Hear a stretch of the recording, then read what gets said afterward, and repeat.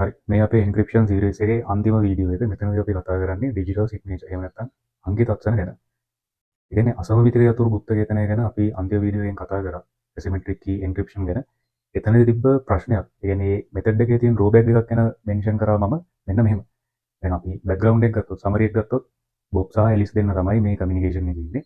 බොබ්ට තියෙනවා බොබ්ගේම පබ්ලික් සහ ප්‍රයිවට් කී. ඒ වගේම ඇලිස්ට තියෙනවා ඇලිස්ගේ පබ්ලික් සහ ප්‍රයිවට් කී.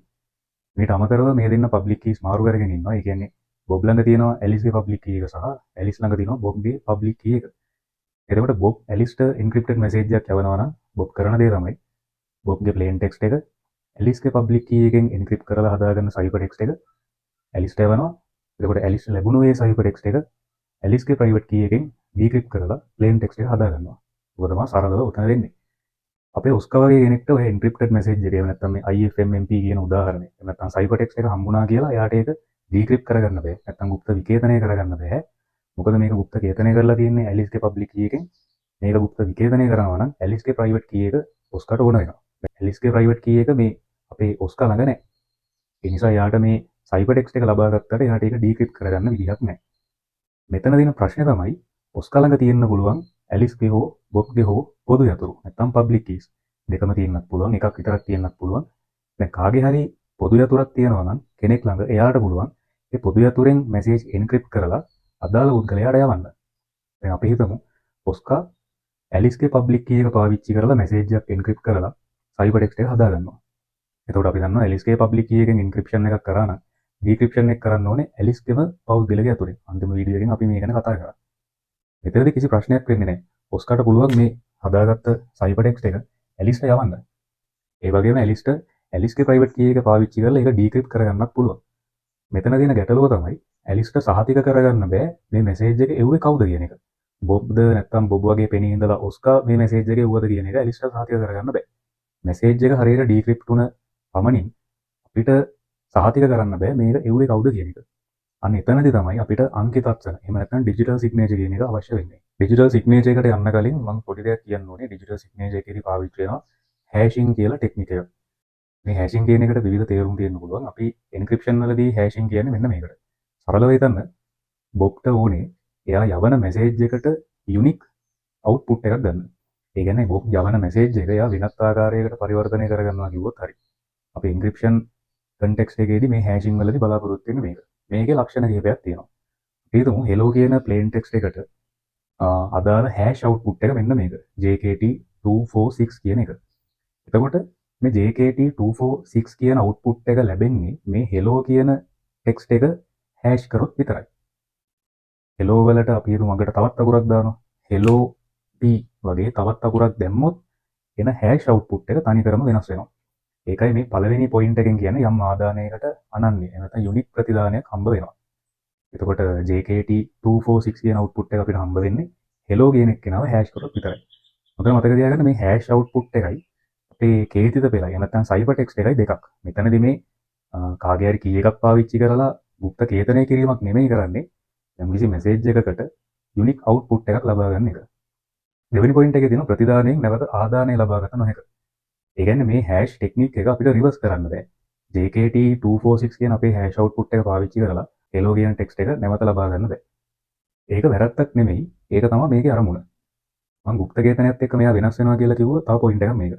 গুপ্ত කේතනයක් කරොත් අපිට গুপ্ত විකේතනය කරලා ඔරිජිනල් ටෙක්ස්ට් එක ගන්න පුළුවන්. හැබැයි හැෂින් වලදී හැෂ් අවුට්පුට් එක පාවිච්චි කරලා ඔරිජිනල් ටෙක්ස්ට් එක ගන්න බෑ. ඒ වගේම තුන්වෙනි පොයින්ට් එකෙන් කියනවා යම් ප්‍රතිදානයක් ලබා ගත හැක්කේ එක් ආදානයකට පමණයි. එහෙම නැත්නම් තවත් නිවැරදිව කිව්වොත් එක් නිශ්චිත ආදානයකට පමණයි. JKT246 හම්බ වෙන්නේ මේ hello කියන එකට විතරයි. ඒ වගේම hello කියන එක හැෂ් කරොත් හම්බ වෙන්නේ JKT246 කියන මේ අවුට්පුට් එක විතරයි. ඒකෝට මේ දෙන්න එකිනෙකට යුනික්. hello කියන එක වෙනස් කරොත් අපේ අවුට්පුට් එක වෙනස් වෙනවා. ඒ වගේම මේ අවුට්පුට් එක අපිට හම්බ වෙන්නේ මේ ටෙක්ස්ට් එක හැෂ් කරොත් විතරයි. එතකොට මේ හැෂ් කියන ටෙක්නික් එක හැෂින් කියන ෆන්ක්ෂන් එක අපේ ඩිජිටල් සිග්නේචර් එක ඇතුළතදී එක ස්ටෙප් එකකදී පාවිච්චි වෙන දෙයක්. අපි ඊළඟට බලමු මේක මොන වගේ තැනකදීද පාවිච්චි වෙන්නේ කියලා. හරි. දැන් අපි බලන්න යන්නේ මේ කොහොමද අංකිත අක්ෂර හැදෙන්නේ සහ ඒක පාවිච්චි වෙන්නේ කියලා. මුලින් මම කියලා දෙන්නම් කොහොමද බොබ්ගේ පැත්තෙන් මේ අංකිත අක්ෂර එහෙම නැත්නම් අපේ ඩිජිටල් සිග්නේචර් එක හදාගන්නේ කියලා. දැන් මම කලින් කිව්වා වගේ මෙතනදී හැෂින් කියන ටෙක්නික් එක පාවිච්චි වෙනවා. බොබ් මුලින්ම කරන්නේ එයාට යවන්න ඕන ප්ලේන් ටෙක්ස්ට් එක. එහෙම නැත්නම් hello කියන එක හැෂ් කරලා යම්කිසි හැෂ් අවුට්පුට් එකක් කරගන්න එක. ඒකට පළවෙනි පියවර තමයි බොබ්ට යවන්න ඕන ප්ලේන් ටෙක්ස්ට් එක හැෂ් කරනවා. සාමාන්‍යයෙන් මේක මැසේජ් ඩයිජෙස්ට් කියලා හඳුන්වන කුඩා කොටස් විදියට තමයි වෙන්නේ. මම එච්චර ඩීප් යන්නේ නැහැ. සරලව මේ ඩිජිටල් සිග්නේචර් පාවිච්චි වෙන්නේ කොහොමද හැදෙන්නේ කොහොමද කියන එක තමයි ඩිස්කස් කරන්න යන්නේ. සරලව කිව්වොත් මේ ඩයිජෙස්ට් කියන එක කොටස් කරලා හදාගෙන ඒක තමයි මෙතනදී සිග්නේචර් හැටියට පාවිච්චි කරන්න ඉස්සරහට. නමුත් අපි hello කියන පොඩි plain text එකක් ගමු. හරි. එතකොට පළවෙනි පියවර තමයි hello කියන plain text එක හැෂ් කරලා output එකක් ගන්නවා. එතකොට මම කලිනුත් කිව්වා වගේ මේ හැෂ් වෙලා එන output එක රිවර්ස් කරන්න බෑ. ඒ කියන්නේ මේ JKT246 කියන හැෂ් output එකෙන් hello කියන plain text එක හදා ගන්න බෑ. ඒ වගේම මේක අපේ cyber text එකක් නෙමෙයි. කේතිත පෙළක් නෙමෙයි. මේක නිකන් අතරමැදි අවස්ථාවක් කියලා අපිට හිතන්න පුළුවන්. දෙවෙනි පියවර තමයි මේ hello වලින් හැදිච්ච හැෂ් output එක බොබ්ගේ ප්‍රයිවට් කී එකෙන් එහෙම නැත්නම් මැසේජ් එක යවන්නාගේ පෞද්ගලික යතුරෙන් එන්ක්‍රිප්ට් කරනවා. එතකොට මෙතනදී ප්‍රශ්නයක් එන්න පුළුවන්. කලින් අසමමිතික යතුරු গুপ্তකේතනයේදී නම් මැසේජ් එක ලබන කෙනාගේ පොදු යතුරෙන් තමයි গুপ্তකේතනය කරේ. හැබැයි මෙතනදී යවන කෙනාගේ පෞද්ගලික යතුරුනේ গুপ্তකේතනය කරන්නේ මෙන්න මේ හැෂ් එක. එතකොට මේ ඩිජිටල් සිග්නේචර් එක පාවිච්චි කරන එකේ මූලික අරමුණ තමයි මැසේජ් එක යවන කෙනාව සහතික කරන එක. අයිඩෙන්ටිෆයි කරගන්නේ නැත්නම් සර්ටිෆයි කරන එක. එහෙනම් මැසේජ් එක යවන කෙනා ළඟ විතරක් තියෙන යතුරකින් තමයි මේ එන්ක්‍රිප්ෂන් එක වෙන්න ඕනේ. එතකොට මැසේජ් එක යවන කෙනා ළඟ විතරක් තියෙන යතුර තමයි එයාගේ ප්‍රයිවට් කී එක. අපි එයාගේ ළඟ තියෙන අනිත් කීස් ගමු. මෙයාගේ පබ්ලික් කී එක ඇලිස් ළඟක් තියෙනවා. ඇලිස්ගේ පබ්ලික් කී එක ඇලිස් ළඟක් තියෙනවා. එහෙනම් බොබ් ළඟ විතරක් තියෙන බොබ්ගේ ප්‍රයිවට් කී එක. අන්න ඒ හේතුව නිසා තමයි මේ හැෂ් අවුට්පුට් එක යවන කෙනාගේ ප්‍රයිවට් කී එකෙන් නැත්නම් පෞද්ගලික යතුරෙන් গুপ্তකේතනය කරන්නේ. අන්න ඒ গুপ্তකේතනයෙන් ලැබෙනවා අපිට සයිබර් ටෙක්ස්ට් එකක්. එහෙම නැත්නම් කේතිත පෙළක්. ආයි සරලව කිව්වොත් මැසේජ් එක යවන කෙනා ප්ලේන් ටෙක්ස්ට් එක හැෂ් කරලා යම්කිසි අවුට්පුට් එකක් ගන්නවා. ඒ අවුට්පුට් එක යවන කෙනාගේ පෞද්ගලික යතුරෙන් গুপ্তකේතනය කරලා සයිබර් ටෙක්ස්ට් එකක් ගන්නවා. මෙන්න මේ සයිබර් ටෙක්ස්ට් එකට තමයි අපි ඩිජිටල් සිග්නේචර් එහෙම නැත්නම් අංකිතක්ෂණ කියලා කියන්නේ. දැන් මේ අංකිතක්ෂණ විතරක් ඇලිස්ට යවන්නේ නැහැ. අංකිතක්ෂණෙන් යවන්න ඕන ඔරිජිනල් මැසේජ් එක ආයි ගන්නත් බෑ, ඔබ්ටේන් කරගන්නත් බෑ. ඒ නිසා බොබ් කරන දේ තමයි මේ හදාගත්ත අංකිතක්ෂණයි ඔරිජිනල් මැසේජ් එකයි දෙකම ඇලිස්ට ලැබෙන්න සලස්වනවා. එතකොට අංකිතක්ෂණ සහ ඔරිජිනල් ටෙක්ස්ට් එක කියන දෙකම තමයි ඇලිස්ට මේ බොබ් යවන්නේ. එතකොට ඇලිස්ට හම්බ වෙනවා බොබ් එවපු අංකිතක්ෂණ සහ බොබ් එවපු ඔරිජිනල් ටෙක්ස්ට් එක. මෙතනින් එහාට අපි ඩිස්කස් කරන්නේ ඇලිස් කොහොමද මේක සහතික කරගන්නේ කියලා. හරි. ඇලිස්ට මේක සහතික කරගන්න ක්‍රම දෙකක් තියෙනවා. පළවෙනි එක තමයි ඇලිස් අරගන්නවා මෙන්න මේ අංකිතක්ෂණ. නැත්තම් බොබ් එවපු ඩිජිටල් සිග්නේචර් එක. දැන් අපි දන්නවා ඩිජිටල් සිග්නේචර් එක අපි දැන් ආපස්සට ගිහින් බැලුවොත් ඩිජිටල් සිග්නේචර් එක එන්ක්‍රිප්ට් කරලා තියෙන්නේ බොබ්ගේ ප්‍රයිවට් කී එකෙන්. නැත්තම් යවපු කෙනාගේ ප්‍රයිවට් කී එකෙන්. අපි දන්නවා බොබ්ගේ ප්‍රයිවට් කී එකෙන් මේ එන්ක්‍රිප්ෂන් එක කරා නම් බොබ්ගේම පබ්ලික් කී එකෙන් තමයි ඩික්‍රිප්ෂන් එක වෙන්න ඕනේ.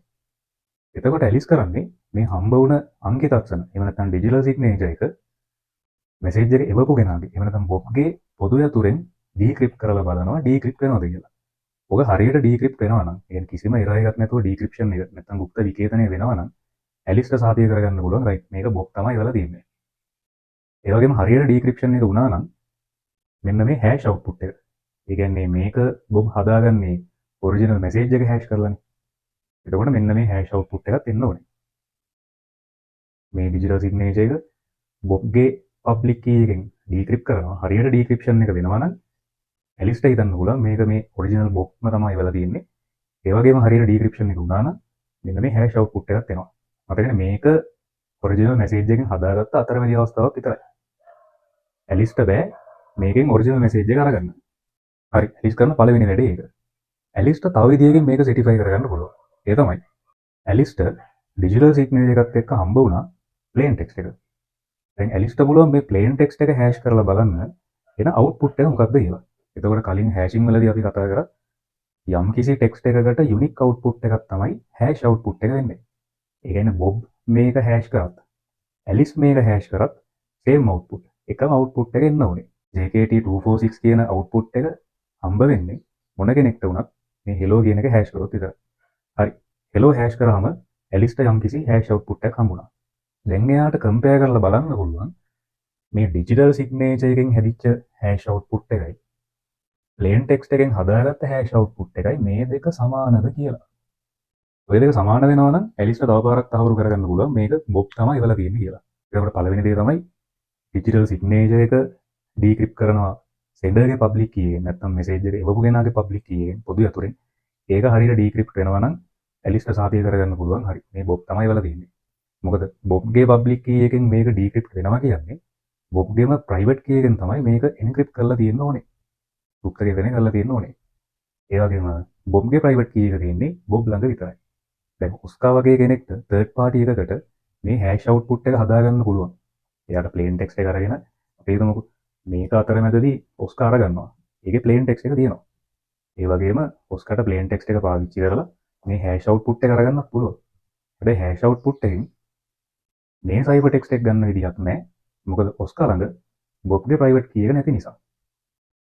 එතකොට ඔස්කා මේ වැඩේ කරාට බොබ්ගේ පෙනී ඉඳලා එතකොට ඇලිස්ට තහවුරු කරගන්න බෑ මෙන්න මේ ඩීක්‍රිප්ෂන් වැඩේ ෆේල් වෙනවා. එතකොට මෙතන අරමුණ තමයි මැසේජ් එක හංගන එකම නෙමෙයි මෙතන ප්‍රධාන අරමුණ වෙන්නේ යවන්නාව සහතික කරගන්න එක. යවන්නාව තහවුරු කරගන්න එක. ඩිජිටල් සිග්නේචර් කියන එක පාවිච්චි කරලා මැසේජ් එක යවන කෙනාව තහවුරු කරගන්න පුළුවන්.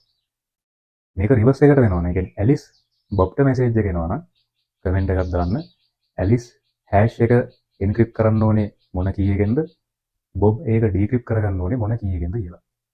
හරි අපේ එන්ක්‍රිප්ෂන් සීරීස් එකේ වීඩියෝස් තුන මෙතන ඉවර වෙනවා. අපි ෆස්ට් එකෙන් කතා කරා එන්ක්‍රිප්ෂන් කියන්නේ මොකද්ද, සයිෆර් ටෙක්ස්ට් කියන්නේ මොකද්ද, ප්ලේන් ටෙක්ස්ට් කියන්නේ මොකද්ද, ඒ වගේ උදාහරණයක් කතා කරා සීස සයිෆර් වලින්. ඒත් එක්කම කතා කරා සමමිතික අතුරු ගුප්තකේතනය. පාර්ට් 2 වලින් අපි කතා කරා අසමමිතික අතුරු ගුප්තකේතනය. ඒකේ තියෙන ගැටලුත් එක්ක අපි මේ තර්ඩ් වීඩියෝ එකේදී කතා කරා ඩිජිටල් සිග්නේචර් පාවිච්චි වෙන්නේ කොහොමද, ඒකෙන් යවන්නාව තහවුරු කරගන්නේ කොහොමද කියන එක. මොකක් හරි තැනක ගැටලුවක් තියෙනවා නම් කමෙන්ට් එකක් දාන්න.